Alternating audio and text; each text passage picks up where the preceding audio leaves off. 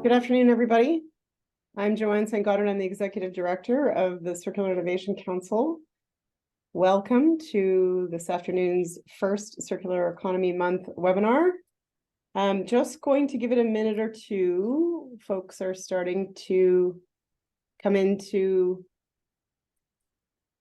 the session, so we'll just give it a little moment or two just to, we're expecting a few, so if folks can just be patient, we'll let the room fill up.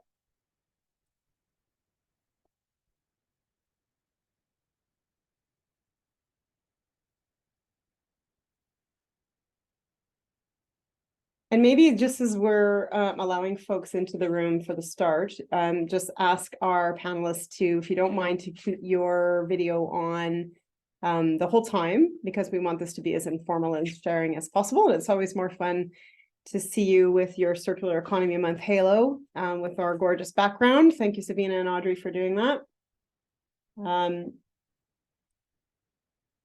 And we'll start in a minute. I think they're trickling in.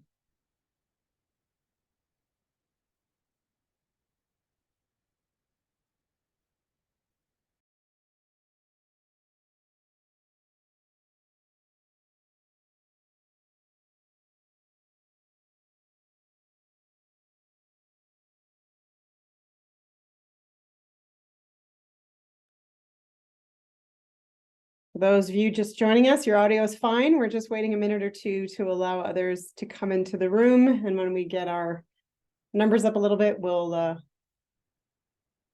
start.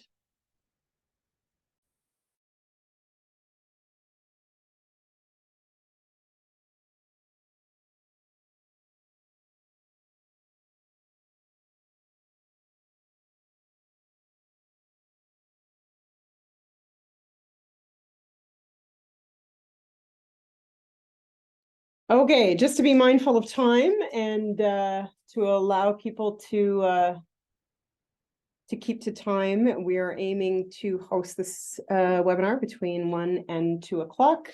Maybe what I'll do is start with a little bit of housekeeping before we, as we're letting participants come into the room. Again, my name is Joanne St. Goddard. I'm the Executive Director of the Circular Innovation Council. I'm gathered here by two of my colleagues who are off camera, Sabina Capelli and Audrey, who are our program specialists and managers for Circular Economy Month. So those of you who maybe aren't familiar with the celebration, it is one of the key programs that we run in our engagement and education programs. It's a placeholder in our calendars for us to recognize the opportunity to educate around what the circular economy actually is, how it's different from a linear economy, and the benefits both in terms of environmental gains and social impacts as well that it's able to employ. And so part of what we want to do during our celebration is to gather individuals, governments, businesses, organizations that recognize the opportunity that the circular economy as a design affords us, and how all of us in our own activities are actually making a contribution. So it's really a celebratory time to learn a little bit about what it is as a concept and how it's being applied in practice across the country. So officially welcoming you to our Circular Economy Month Champions panel. We have identified 3 individuals and their organizations who are in their own right excellent champions of the circular economy. They are supporters and recognizing the importance of Circular Economy Month. So would like to thank them very much for supporting the initiative, but more importantly for the individual and collective work that they're doing as organizations and leaders in their own rights. And we're taking this hour today to really shine a light on their work. So before we dig into the conversation, and welcome to all of you who have taken time out of your schedules to be with us today, we do have representation from across the country as well as internationally as well. So thank you very much for taking the time. Good afternoon and good morning, depending on where you're coming in from. I have a couple of housekeeping items just to run through in terms of the format of the webinar itself and how you can participate in it as a guest. And then we're going to dig right in with introductions. So the format today is really about just having an open conversation. Sometimes in these webinars, it can be very rigid and you're being felt like you're talking, like someone is talking to you. What we really want to do in this webinar that might be a bit different is just have a dialogue amongst us, both asking formal questions, but really encouraging folks to ask informal questions as well. We are in a learning journey about circular economy as a concept. It is fairly new to Canada. And so, well, some folks think it may be very synonymous to recycling. What we want to explore here is really all of the benefits of a circular economy and how there are a plethora of different business designs that are much more than just recycling and resource recovery, that look at this broader spectrum of how we can produce and consume differently to be mindful of our environmental impacts and create social benefit as well. So we're going to sort of help you think out of the box a little bit more if you haven't been exposed to a lot of the different works of our organization and the organizations that we've brought here in terms of the different machinations of how to accelerate Canada's economy from linear to circular. So we are going to engage in conversation by way of designed questions that we've put together as an organization, but we certainly encourage all of the guests that we have with us today to have their own questions ready. To do so, you will notice, as is typical, there's a Q&A section at the bottom of your screen. Please use that exclusively. We've disabled the chat so that we can funnel all the questions and really make sure that we don't miss any in just having that one source, which is that Q&A. And so really pose your questions as the dialogue is occurring in real time. I've got some support with Audrey and Savina who are with us to help collate those questions. And then after each of the presentations and after the formal dialogue, we'll open it up and I will pick from those questions and keep the dialogue going so that we can have them answered as well. So with that and without further ado, again, thank you very much to each of our guests and again for the support for Circular Economy Month. If you might, because your bios are very meaty and very impressive, and I will miss things, and we only do have an hour. So if I could ask you each, maybe starting with Catherine Leighton, just introduce yourself, tell us, and there was no pun there, if you could tell us who you work with, who you work with on a daily basis and what your role might be, and then maybe dig in a little bit about why you're with us today and why you're encouraged to join this conversation about the circular economy. So Catherine, we'll start with you. Oh, hi there. So my name is Catherine Leighton and I am representing TELUS today. If you are familiar with TELUS, you might think of, you can't really see this right now, I'm holding up a cell phone. You might think of cell phones, but we are far more than that. TELUS is a dynamic, world-leading communication technology company with more than $18 billion in annual revenue and 18 million consumer connections. So spanning wireless, data, IP, voice, television, entertainment, video, security on our award-winning network. We operate in 30 countries around the world, and prominent brands include TELUS Communications, obviously, Kudo, Public Mobile Clinic, and ADT by TELUS. Beyond that, we also work in the digital health space and the digital agriculture space. So that's a little bit about TELUS as an organization. About myself, I'm a sustainability and circular economy professional with 15 years experience in the industry. I am the senior strategy manager at TELUS focused in circular economy and zero waste within the sustainability and environment team. My portfolio spans both internal waste, and that is waste that we're generating on our sites, as well as external waste, what we're putting onto the marketplace. We manage 250 sites where we are diverting material and it requires management, as well as we have 900 retail site locations across the country. So thanks again for having me here today, and I look forward to chatting with you. Oh, thanks for that, Catherine. Michael, can we ask you to go next? Yeah, sure. Thanks, Joanne. And good afternoon, everyone. Michael Leering. I'm the director of the environment and business sector at CSA Group. So with my responsibilities day-to-day oversee the management of three primary programs. The first is natural resources, where we do a lot of work on flood resiliency, mining, carbon capture storage, forestry, bioeconomy. But turning to today's discussion, I also oversee a program called Environment Climate Change, where we do a lot of broad-based sustainability standardization. We've published guidance on ESG, and certainly circular economy is a big part of that program, as well as management systems. I think of specific note that I wanted to mention as I kind of will integrate into my narrative today, how and where standards can play a role. We're also helping in that program to oversee the Canadian National Committee related to circular economy, and also relating into the international space at ISO. And ISO does have a technical committee through 2-3 on circular economy, and we're convening Canada's voice to participate and oversee that work. The third program I'm responsible for is also the registry program and CSA Registry Services, where most notably we run and operate the Government of Alberta's offset system. We also run greenhouse gas voluntary registries and environmental product declarations programs. So that's me in a nutshell. I've been with CSA for just over 15 years now. And just to maybe explain a little bit about CSA Group, and also referred to as the Canadian Standards Association. We are a not-for-profit, non-government, member-based association. We focus on standards development, research, education, and advocacy.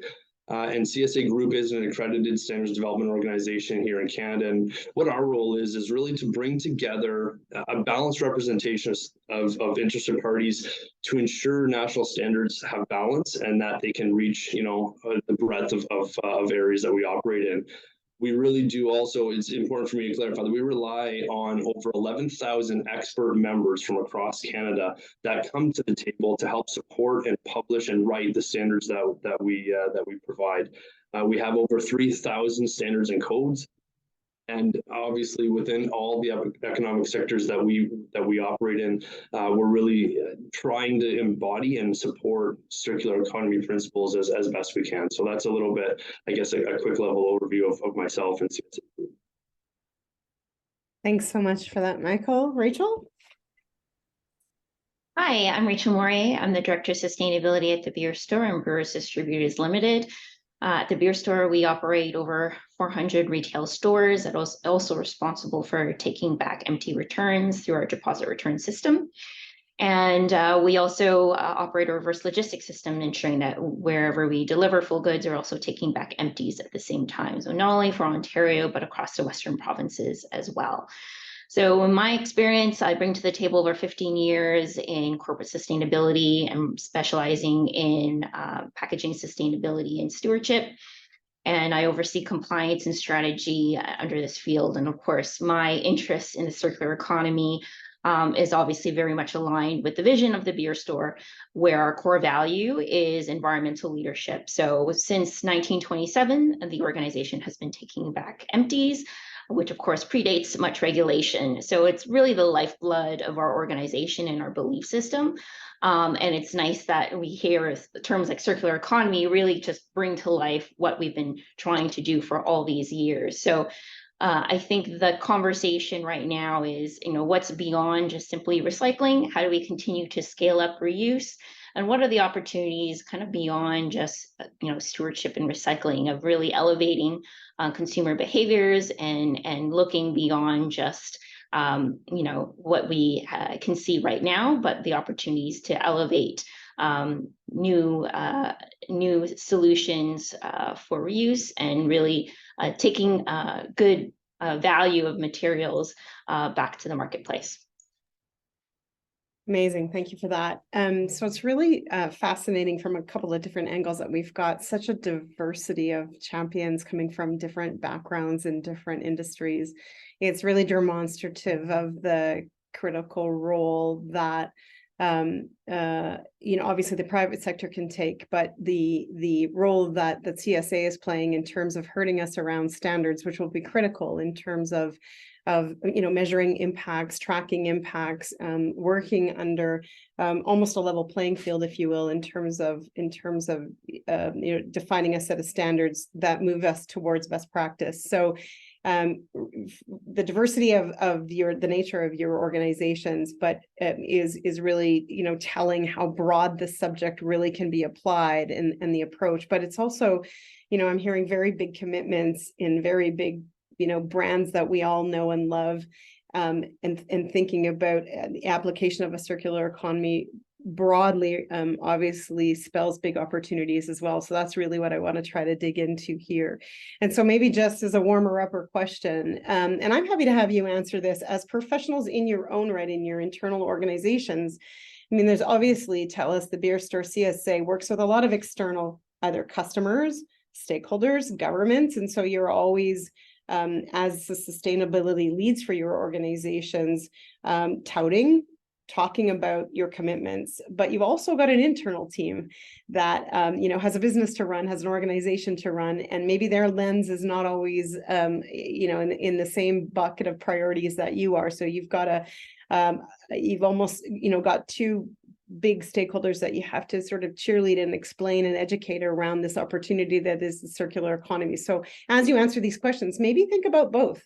You've got very large organizations that you're working for, and a lot of moving parts, and everybody's learning about a circular economy along the way. So think internally and externally. But let's just start with this idea of, why are you interested in the circular economy? Why did you support Circular Economy Month? How does it help you in not only your mandate in your work, but maybe your personal passions as well? So I'll launch that out and maybe pick on Michael to start with, to just get us flowing. Yeah, and sure, Joanne, and somebody flagged to me that I may not have the best audio quality, so I've got a headset on. It might not be working, but you can hear me okay? Perfectly. All right, okay, great. So yeah, what brings us here today? Why does it matter to us in CSA? Well, certainly supporting the circular economy is really important for CSA Group. We have efforts to encourage circular principles, spanning such a diverse programming of activities, from electric vehicles and fuels and transportation sector to construction infrastructure, to environment and plastics recycling.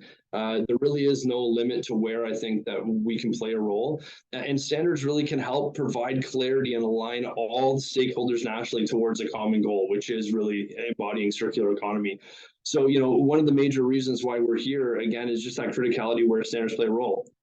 Circular economy has a lot of principles and concepts that are common along economic sectors, but the language that's used is commonly different within industries and governments and the public, and it's really not always consistent. So we're really interested to be here and support and champion circular economy to make sure that we can bring consistency, and sometimes it's boring things like common definitions. Like as boring as that sounds to others, us standards keep kind of really get into that stuff, because that's where we can really mobilize consistent action.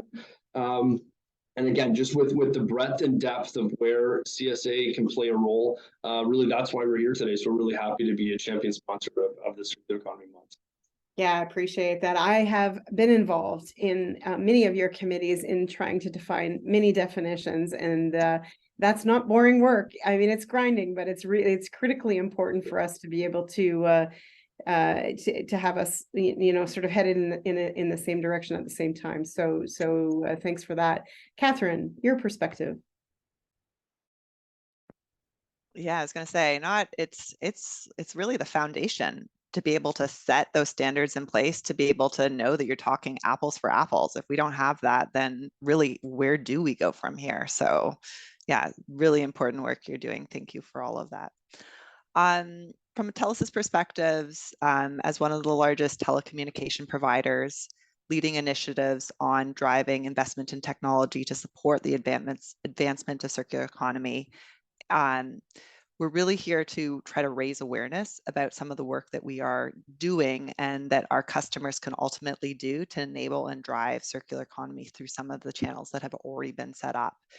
So finding those opportunities to move towards refurbishment, either refurbishing your own device or purchasing a refurbished device, and driving reuse throughout the cycle whenever possible. As well as then at end of life, ultimately ensuring that that material is being captured. It has value. We want to capture it and recycle it. And so making sure that that's captured and moving forward. So for so long, we really have, as a society, focused on sort of a more linear approach of take, make, waste. And TELUS has always sort of looked at ways of extending the life of both our products and our infrastructure, just because it did just make business sense as well. And we want to sort of tell more about that and ultimately engage with our customers to be able to make sure that they're aware of it and that they feel empowered to be able to sort of ultimately move forward and feel great about it. So from refurbishing our set-top boxes to repairing cellular devices, we're really proud of the work that's being done and driving towards circularity ultimately. Yeah, so we're just wanting to encourage people to take action. Thank you for that. And I think when people think about, cell phone companies or ICT companies, they think about planned obsolescence and continual consumption and, the latest gadget and the newest thing. But, there are real economic opportunities and business opportunities in some of the directions that TELUS is taking around refurbishment and reuse and sharing, especially in a digital world that we live in. This idea of sharing assets to reduce the amount of virgin production is a burgeoning conversation. So exciting that TELUS sees a business opportunity in that regard. We're going to talk about that a little bit later into the webinar itself. Okay, last but not least, everybody loves to hear about the sustainability history of the beer store. Rachel, take it away. Thanks, Joanne. And similar to Catherine, our support in this really important initiative for the month of October is really around consumer awareness. We, won't have the success of our program without our customers and fellow Ontarians. You don't need to drink beer to return empties. And we continue to welcome and folks to our store that, either they're running a bottle drive for their local community or coming in knowing that a certain month we have social initiatives to local charities to a great cause. So, or it could be supplemental income, whatever it might be. If you want your deposit back, I think just ensuring that we have that continued consumer behavior is really critical. Some people are new to Ontario that might not be aware that they can return empty. Some folks might not even be aware that there's a deposit for alcohol aluminum cans. So again, the actions really matter for customers, and helping to understand that when materials come through the beer store, we ensure high value recycling. So nothing's going to be directly sent to landfill or incineration or road aggregate. And we always look to our end markets, what is the best outcome for those materials that we can find. So we really try to, educate not only about the encouragement to return empties, but also try to eliminate some of that misinformation surrounding recycling or any skepticism of what happens to those materials. We do validate the end of life of those materials. So again, when things get recycled through the beer store, it's not getting mixed in with a whole bunch of other materials. So glass is a much cleaner stream. It has better chances that it's not going to end up, being any residual material, that it will go back to, again, high-end markets. Can go product to bottle, for example. So I think, again, it's just, promoting the good work of Ontarians, and again, celebrating our success, but then always encouraging why it's worthwhile to bring back empties to our facility, and secondary packaging as well. Thanks for that. It just, this triangulation between, corporate commitments and corporate actioning, but the outreach to consumers and bringing them along with you is so critical. And part of the reason why we have Circular Economy Month is actually to do that very thing, to socialize this term. What is a circular economy and why does it matter to you? And the celebration of the month itself is recognizing that it is actually the everyday living habits, like bringing your beer bottles back or refurbishing your cell phone, and you know, choosing a product that has a standard so that it has durability and you're getting the best design. All of those things, while we don't think about participating, those doing taking on those actions as being part of the circular economy. In fact, everyday Canadians and consumers can do so that way, and they have to for you to be successful in your corporate sustainability endeavors as well. And maybe you can talk about that next. I know we love to talk about it, and of course we're focused on you know, not only the waste reduction opportunities and impacts, the climate nexus to all of these different elongation of goods and better designs of goods and building systems where you can put goods back into circulation for remanufacturing. All of that is really, really critical. But at the end of the day, your organizations have to be able to pay for your work and make money. Two of you are profit centers, and so there has to be an economic business opportunity here. So maybe, and I'll pick on Catherine first this time. You know, you're burgeoning into refurb, reuse, sharing platforms, the clinic that you've acquired for repairing. This is not traditional. Again, people think that the ICT community and maybe the cell phone community brand holders are just about pumping out more phones, but you're taking a bit of a left turn and trying to keep them in the marketplace for longer. Can you talk to us about the business opportunity? You know, why do that? Unmuting myself. You know, so there's obviously the business case on our end of ultimately having both the sort of the service side of it and having a service model as well. But from the customer's perspective, and this is really kind of where I was hoping to focus it on, is there's a business case for us, but there's also a business case for our customers too, at the end of the day. We know customers don't want to be wasteful, but often there's a lack of knowledge about circular solutions. There may be a perceived feeling that there's going to be an inconvenience or that there's a lower quality product that they're going to receive. And that is really what we're working on trying to tackle, is trying to make sure that our solution is seamless so that those concerns are addressed and ultimately not an issue for them. So to give a specific business case example of it, if we're trying to incentivize customers to purchase certified pre-owned devices, and so they have the option to purchase those in our stores, and ultimately there's about a 15% savings associated with it if they buy a product that's certified pre-owned. It's tested, it works like new, it has a warranty associated with it, but it's keeping that material in the loop for longer. And it's the same product basically as if you were buying a new one, you just get a discount. Same sort of thing goes with if you are focusing on the reuse side of it and the repair side of it. Let's say I have the iPhone 14 and as you know, as it happens sometimes, I have it for a year and I drop it and the screen smashes.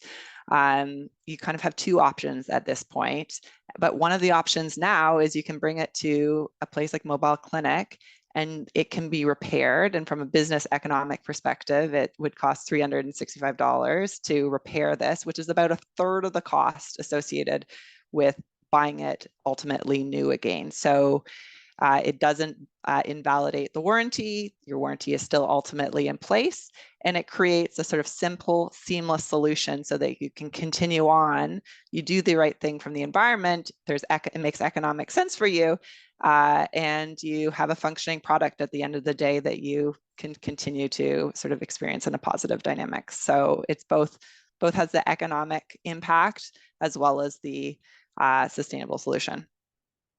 And I suppose for the business, I mean, it is another line of business. It is another Exactly. opportunity to generate revenue, but it might even build And I don't know if you have evidence of this, but I assume that you can build a bit of loyalty and trust with your customers as well, extending that type of service to them.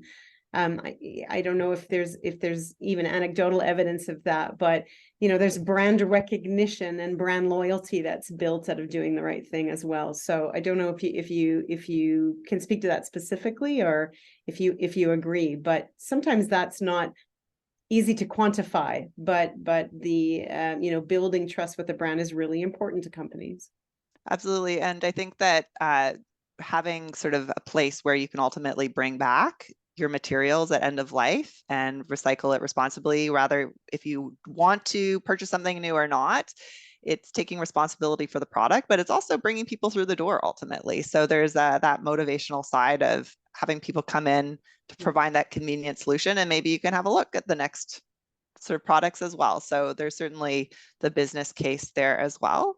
But Mobile Clinic is a part of TELUS, but it's by no means just for TELUS customers. You can be a Rogers customer and come and get your phone repaired as well. And maybe one last thing before we go to Rachel is this on this subject. There's also municipalities, governments that are actually, as part of the call today, and they are purchasers of ICT and cell phones as well. And part of what we're starting to see in their procurement language when they're going out to contract for those things is actually a relationship with their brand holder, their provider, that extends the responsibility in that contractual relationship for them to actually repair the item they're buying for their municipality, for their government. So, we're hoping to see more of that in the marketplace, but you don't often think of governments as consumers, but in your case, they're probably really important clients. Mm-hmm. Maybe not so much for Rachel, though, where I don't know how much beer is being purchased by government on the procurement budgets, but maybe turning to you, and obviously the beer store has seen the merits of this shared pooled model approach that they took with refillable and exchangeable their capital, which is their containers, in terms of refill. So it makes all kinds of sense from a cost avoidance perspective. Again, loyalty, but even sharing infrastructure. I mean, on the expense side, the beer industry saw it a century ago. Can you talk a little bit more about this why spend so much time, money, and investment on recirculating your packages? It's very, very rare in the marketplace. So if you can speak to the business angle, that would be really great. Sure. So, with the particular to the industry standard bottle, so the brown bottle, 341 ml long neck brown bottle, some folks have seen. What makes it so unique is, of course, it's shared between competing brewers. And it makes a lot of sense, particularly in Ontario, because we have the breweries located close. We have the location of the beer store, being able to bring back bottles to the breweries. And then we also have our end markets, our processor and a glass manufacturer local to Southern Ontario. So all those factors make it have really economic sense to have this shared model. And we see the volume of refillable containers be greater in Ontario for that very reason. And the brewers wouldn't do it if it didn't make economic sense.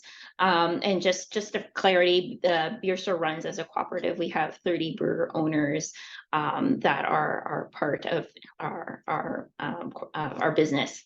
And so we continue to, even though we've been operating for nearly a century, behind the scenes, there's a lot of work just to ensure that the system runs as efficiently as possible.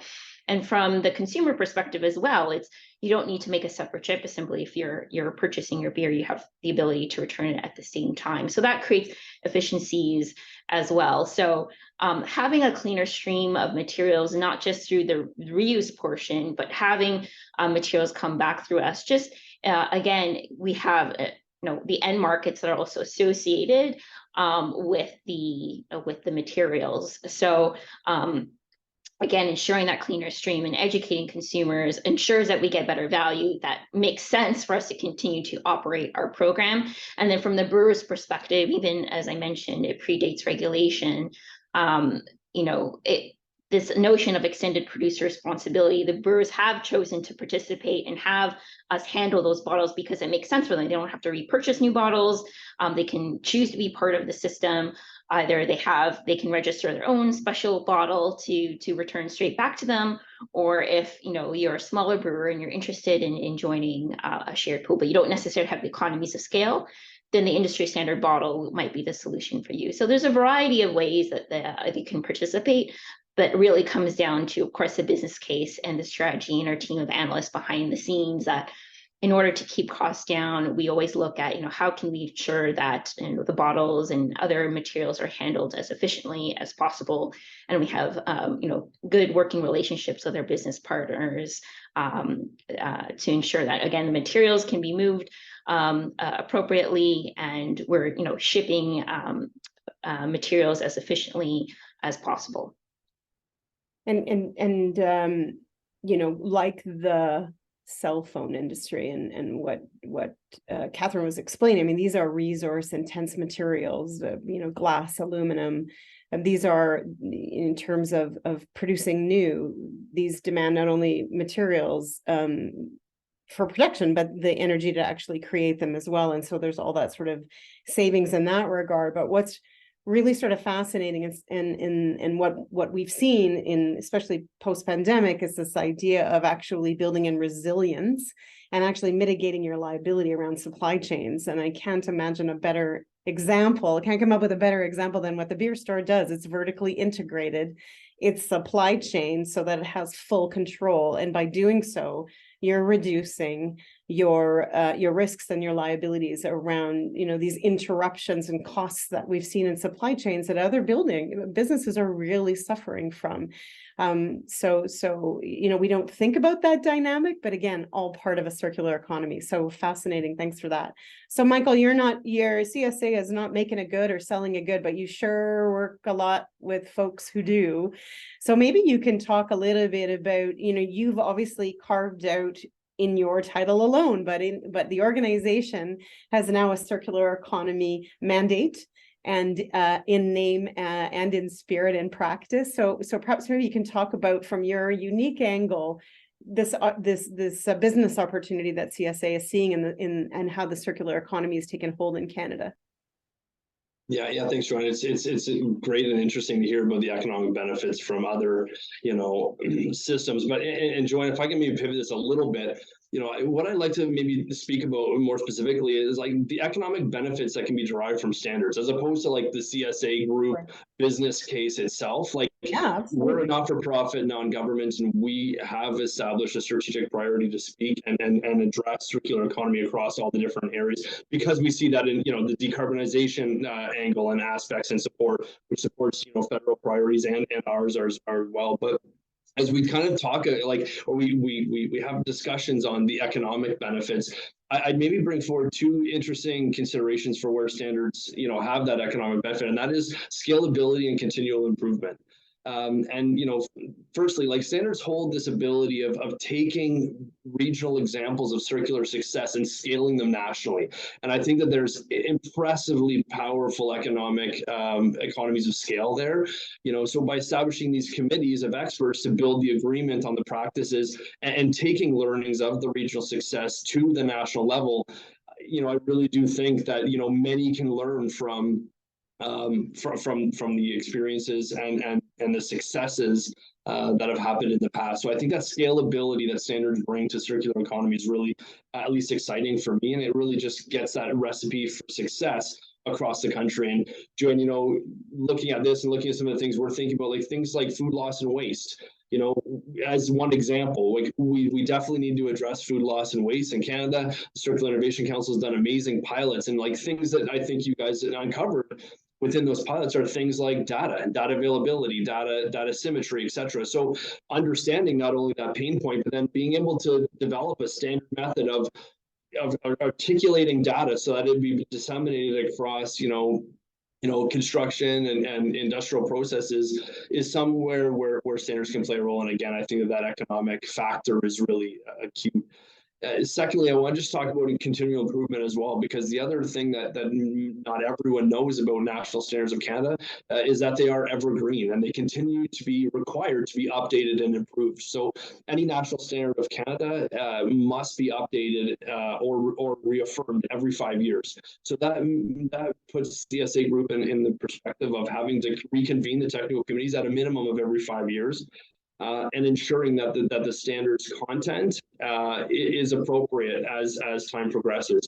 And I think that there's intrinsic massive economic benefits there as well, as we think about the regulatory landscape from the government perspective, and referencing the use of standards is a major way that the governments can also derive economic benefit by not having to update policy and regulations every 5 years. If they reference a national standard, that will inherently have its own life, and we will convene the experts again as well. The best quintessential example that CSA has of that is the Canadian Electrical Code. The Canadian Electrical Code is a CSA standard, and everyone often thinks that the Canadian Electrical Code is regulation and law, but is that actually the regulations refer to the CSA standard? And that kind of continual improvement perspective, and having the standards continually improve year on year is another way and mechanism, I think, Joanne, that we're bringing some economic benefits. So it may be a bit of a different flavor to your question, but I wanted to kind of talk about those economies of scale and continual improvement that I think at least excite me in my standards world to bring these solutions forward and scale them.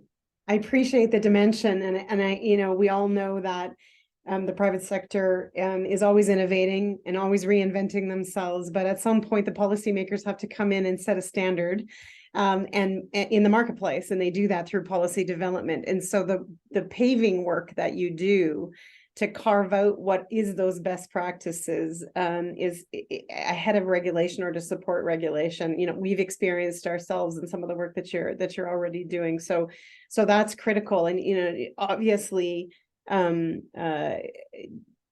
identifying and working through design product or standards at the product design level is going to be critical as we move forward with the design aspects of at the product level for advancing circular products, really truly. And I want to kind of spend a little bit of time. We've got 9 minutes left before we'll open it up to questions. So please, a reminder for everybody that's listening in, please post your questions in the Q&A section there. We've got some that are already coming in. But please do so, because we're going to save at least 9 or 10 minutes at the end to pose those.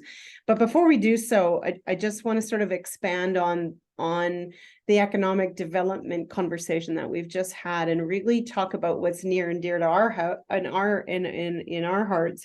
It's in our name, the Circular Innovation Council. We know that innovation is going to be really pivotal for us to move into these really interesting and opportunistic circular business models, circular products, circular systems, circular thinking. And it is dimensional changing. It is very dynamic and ever changing. Canadians have a tremendous opportunity as being innovators, and so we want to amplify that and present market opportunities for that to continue. And so you'll hear us talk about, the need for investments, the procurement to drive innovation and to recognize circular solution providers. But maybe you could just talk within the confines of your business. What are the kinds of things beer stores done? And I'll pick on you first, Rachel. The beer store's done the right thing. And done a lot of the right things in several areas, and really have engaged through the share pooled model, a business model that was circular before we used the term. So how do you innovate when you're getting 80-90% return rates on your materials? You're thinking about designing containers for refill. You're sharing these assets between competitors, which is really kind of fascinating and interesting. What's the beer store innovating with now, within the bottles and containers, and then maybe beyond? Yeah, that's a great question. I mean, I think a lot of the innovation isn't usually the cool stuff that it's like flashy. I think it's a lot of what happens behind the scenes. So, how can we create greater efficiencies through, for example, like compaction? How do we leverage, transportation efficiency software so we can map out, the best route utilization? What are new modern kind of collection systems that would make sense? That do they really add additional convenience to our customers? So we've trialed like a reverse vending machine in one of our stores in Georgetown. So it really spans, and we're really open to ideas. I think what's really great about the culture of our organization is we don't know unless we try it. So let's give it a go and see if it makes sense. If it doesn't make sense, will it make sense further along in the future? So, keeping true to our mandate, our need for innovation isn't just specific, just necessary to the stewardship aspect of our organizations throughout all our business operations. And so again, I think it's kind of being mindful of the technology that is emerging and how we can best apply it to our business. So again, I think there's new like sorting technologies that are really interesting behind the scenes, or it could just be an operational aspect of how we transport materials. Yeah, and I would imagine the way that the very evolving way that customers are getting the products they love, and beer would be no different, that you have to keep innovating, given that you want to attract those containers back, or we'll go straight to the containers. I mean, the big part of what TBS does is logistics, delivering full goods, getting empties back.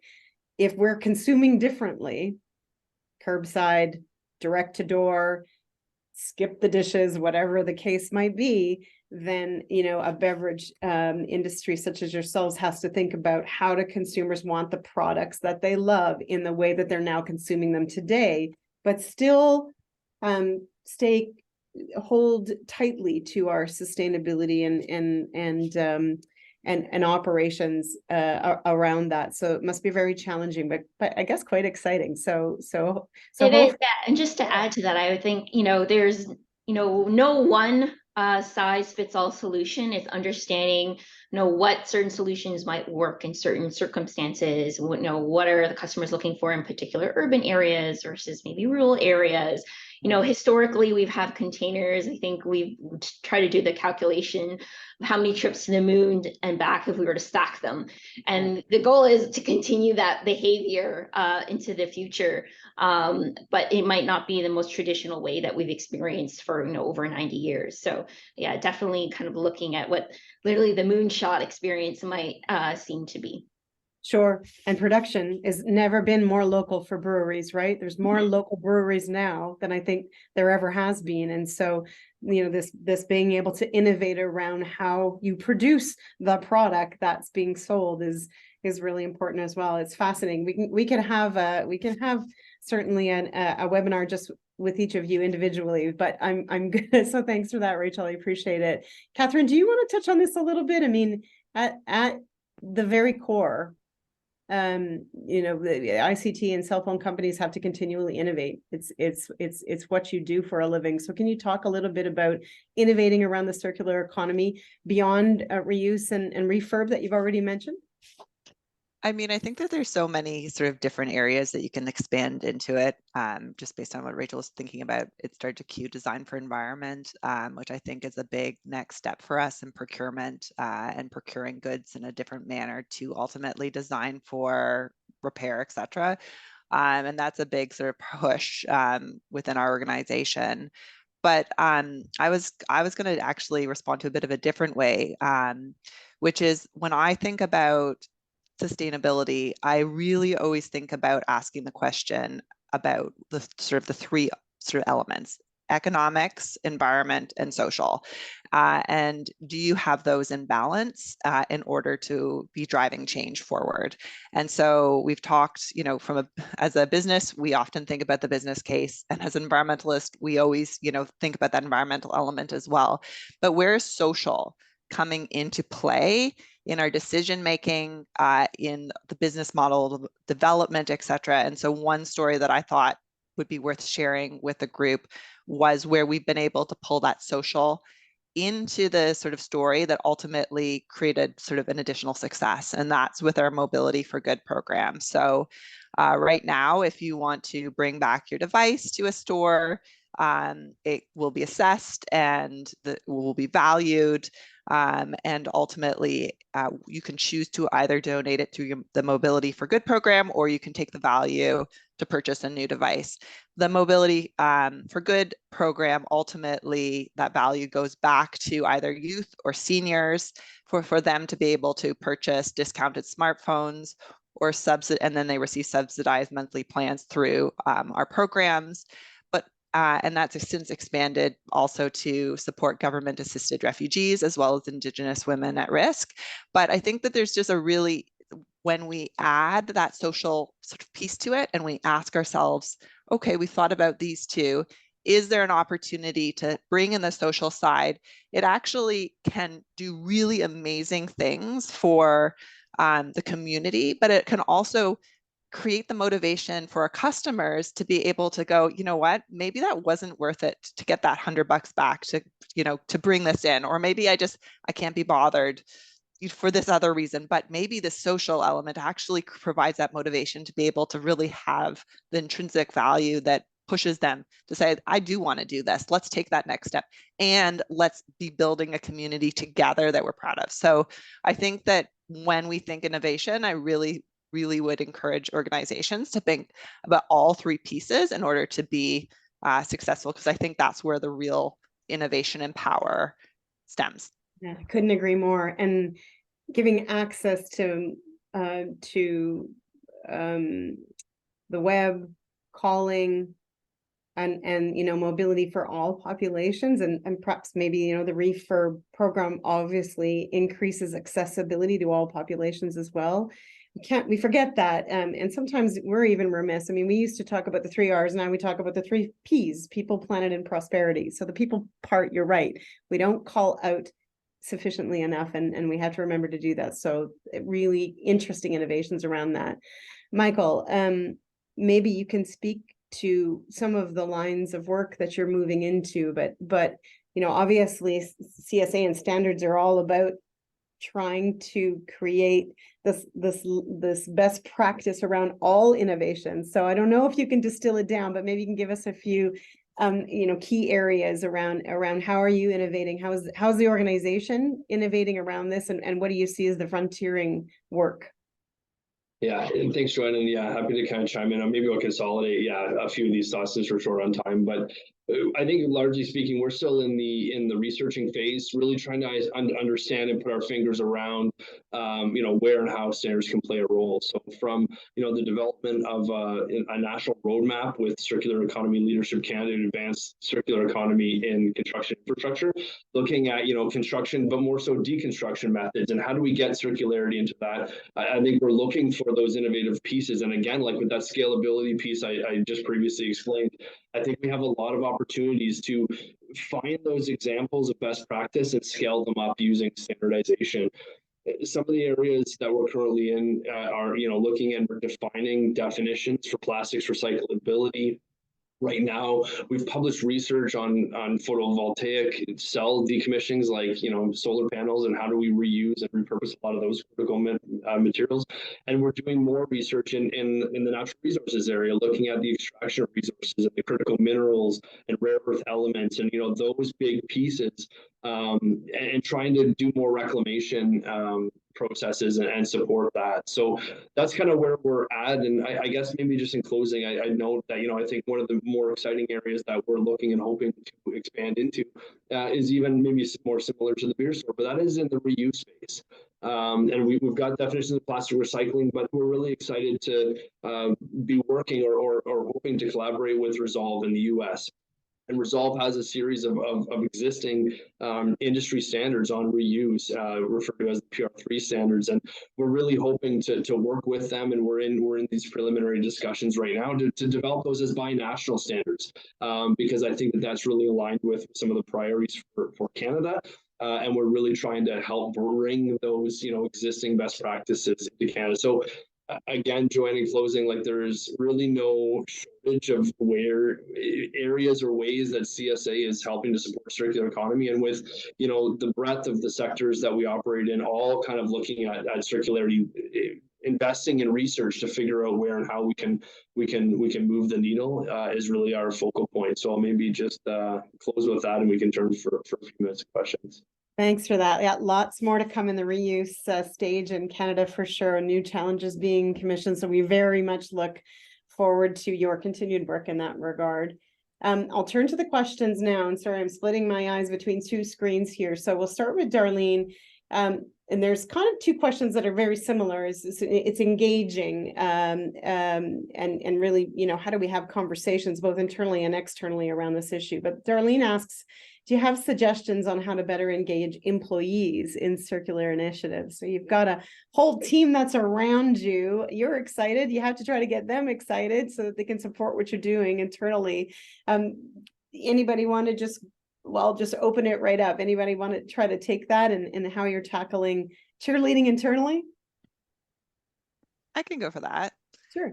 I mean, I think that the big thing is sort of education, training, awareness to sort of higher level individuals in your organization to be able to allow them to then see the opportunities in place. So kind of creating the educational space so that sort of people are aware of the concept, that they're thinking about it on a regular basis, and then let them ultimately drive and find those efficiencies and find those systems within their own models. We've found it really effective also having sort of team members within the different teams that are sort of working to drive forward on the initiative. So not having the business model have just sustainable professionals within the sustainability team, but have sustainability in procurement, have sustainability in HR, distribution, et cetera. And so that you're hiring the right people within the team so that they can ultimately consider within their sector how to move forward. And I think that is at least one model that can really sort of drive change. Yeah, that resonates. So building sustainability into all of the functions as opposed to external to each function, that makes all kinds of sense. Rachel, you? Yeah, I agree with that. As really just to build on that, I think, you know, the example for us at the Beer Store, as I mentioned, one of our core values is environmental leadership. But some of our circular initiatives come from outside of, you know, the department that typically, you know, deals with stewardship and, you know, reuse and recycling. So, you know, from our retail team, they really initiated a conversation. It was like, oh, what do we do about our uniforms? You know, can we reuse price tags? And we've introduced digital price tags. We've had a partnership with Goodwill, not only to, you know, donate used uniforms, but make sure that those uniforms can be remanufactured and brought back to our own stores, either through promotional items or, you know, swag for the purposes of our promotional team. So I think we, you know, housing and ensuring that really good ideas have a home wherever it is in the business, again, not stemming from a sustainability department, but from everyone, and welcoming those ideas, I think is really critical to promote engagement. That's great. And maybe I'm going to pose this to all three of you because we're going to try to squeeze this next one in. I mean, David is asking us, you know, how do people reach out to you? Everyone's excited to try to work with corporations like yourselves and organizations like yourselves. You know, you're busy people, you've got all kinds of demands onto you. What's the best way to have sort of external stakeholders be in touch? Maybe they have ideas, maybe they want to work with you. Michael, is there a 1-800 Leering number that you can give out for people to reach you? There is. My email is michael.leering@csagroup.org, which I'm happy to share, because if anyone wants to talk circularity after this, I'm more than excited to. But yeah, I think that's, you know, the best way of contacting me and our group. But yeah, I would just maybe share with this group to please do get engaged, you know, join, you know, the national committees that's talking about these definitions and disseminating them.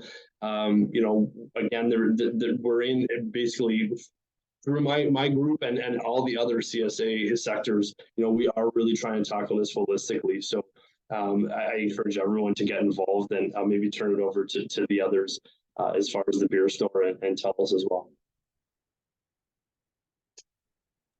Sure. Catherine, Rachel, same. Yeah, Same, and always, there's, LinkedIn is always a great place to reach out. Always happy to answer any questions and hear what folks have to offer. There you go. Thanks for that. And just we'll make sure if you're amenable that we can actually send out your email addresses and to the folks that joined us today. There's one more question on resource on supply chain and procurement. If David is all right with it, because we are at time, because it's posed specifically to Rachel and Catherine, I think, or it's most applicable to them, we'll get you to answer that to David directly. We do have his email address, so we can certainly send him a written answer. I think there's probably more than a 1 minute time allowance for answering that question. So David, we will respond to that. But with this last minute, I just want to take an opportunity to, sort of formally wrap up here to, first of all, thank you so much for the generosity of not only the support for the Circular Innovation Council Circular Economy Month programming, but what you do for a living and the time that you took today in your busy schedules to be part of it and share with us, pretty personal and some lots of professional feedback. But I always like the personal side of things as well, because I know the three of you off camera, and you're all very passionate about what you do and make enormous contributions. So thanks for that. We continue the opportunity to work with you and your organizations, and happy Circular Economy Month to you and to all of those who took time to join us today. Thank you very much. This conversation is just starting here. It is by no means ending. You know how to get in touch with us. We are recording this. I forgot to mention that at the beginning. Sorry, Savina. We are recording this, and we will push out the link and post it on the Circular Economy Month website. So thank you very much. Enjoy your day and be in touch. Bye-bye. Thank you. Thanks so much, Joanne. Thanks so much for having us.